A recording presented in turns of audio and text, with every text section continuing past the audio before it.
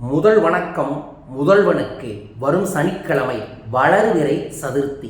நவதானியத்தோடு சேர்ந்து ஒரு தேங்காய் தீபத்தை உங்கள் இல்லத்தில் நீங்கள் ஏற்றினீங்கன்னா உங்கள் குடும்பத்தில் இருக்கக்கூடிய பல்வேறு விதமான கிரகத்தால் ஆகக்கூடிய தொல்லைகள், குடும்பத்தில் இருக்கக்கூடிய காரிய தடைகள், குடும்பத்தில் இருக்கக்கூடிய பல குளறுபடிகளுக்கு தீர்வுகள் கிடைக்குங்க.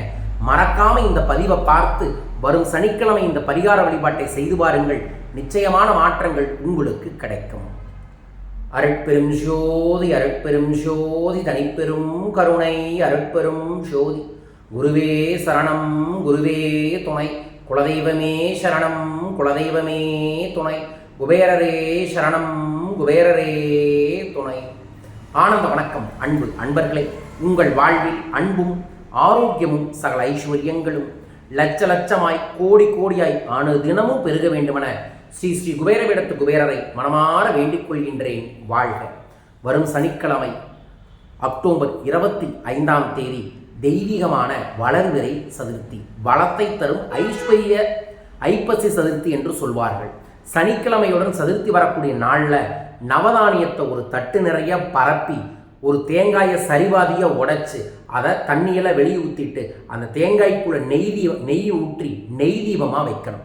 நவதானியத்தை தட்டில் பரப்பி அதற்குள்ள இந்த 2 நெய் தீபத்தை ஏற்றி அந்த தேங்காய்க்கு முன் மனமாற உட்கார்ந்து ஓம் ஸ்ரீம் கம் கணபதே நம, ஓம் ஸ்ரீம் கம் கணபதே நம 108 முறை அந்த தேங்காய் தீபத்தை கண்ணால் பார்த்துட்டு மனமாற இந்த நமஸ்கார முத்திரையை வச்சுட்டு நீங்கள் சொல்லணும்.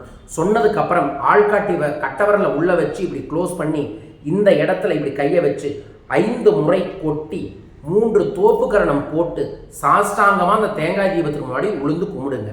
அதற்கப்புறம் கொஞ்சோண்டு மஞ்சள் எடுத்து மஞ்சளில் பிள்ளையாரை பிடிச்சு அங்கே உங்கள் பூஜை அறையில் ஒரு வெற்றிலை வைத்து அதற்கு மேலே ஒரு காசை வச்சு அதற்கு மேலே பிள்ளையாரை வச்சு குங்குமம் வச்சு அருகம்புல் வையுங்க. வைத்ததுக்கப்புறம் விநாயகர் பகவானே, கிரகத்தொல்லைகள் எல்லாம் தீர இந்த பரிகார வழிபாட்டை நான் செய்துள்ளேன். என் குடும்பத்தில் நீங்கள் எழுந்தருளி எல்லா காரிய தடையையும் சரி செய்து காரிய சித்தியை ஏற்படுத்தி தாருங்கள் என்று வேண்டுங்கள். அதற்கப்புறம் அந்த வெத்தலையிலேயே அந்த மஞ்சளை கரைச்சி, அதாவது விநாயகரை கரைச்சி உங்கள் வீட்டில் எல்லா கார்னர்லையும் கொஞ்சம் கொஞ்சம் தெளிச்சிட்டு உங்களோட கல்லாப்பெட்டியில் அந்த காசோடு வச்சுட்டு அதற்கப்புறம் அதை நெற்றியில் வைத்து கொள்ளுங்கள். பேலன்ஸை துளசி தீர்த்தத்தோடு ஊற்றிடுங்க, அதாவது துளசி செடியில் ஊற்றிடுங்க.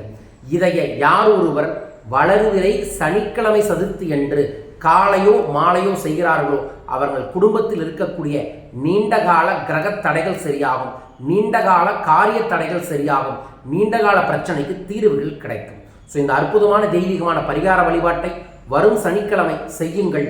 நல்லது நடக்கும், நன்மைகள் பெருகும். பயன்படுத்தி வளம் பெறுங்கள். வாழ்க.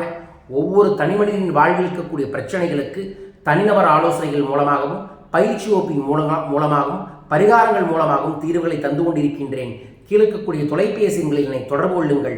உங்கள் வாழ்வு வளம் பெற வழிநடத்துகிறேன். நவம்பர் 1 ஒரு அற்புதமான நித்திரை யோகக்கலை என்கின்ற ஒரு அற்புதமான வாட்ஸ்அப் ஆன்லைன் பயிற்சி வகுப்பை நான் நடத்துகிறேன். இந்த பயிற்சி வகுப்பில் கலந்து கொள்ளக்கூடிய முதல் 50 நபர்களுக்கு 50% ஸ்பெஷல் டிஸ்கவுண்ட். கூடவே நான் புதிதாக எழுதின நித்திரை யோகக்கலைங்கிற புத்தகத்தை அன்பளிப்பாக தர இருக்கின்றோம். ஸோ உங்கள் பேரை உடனே தொலைபேசி தொடர்பு கொண்டு இந்த பயிற்சி வகுப்பில் கலந்து கொள்ளுங்கள்.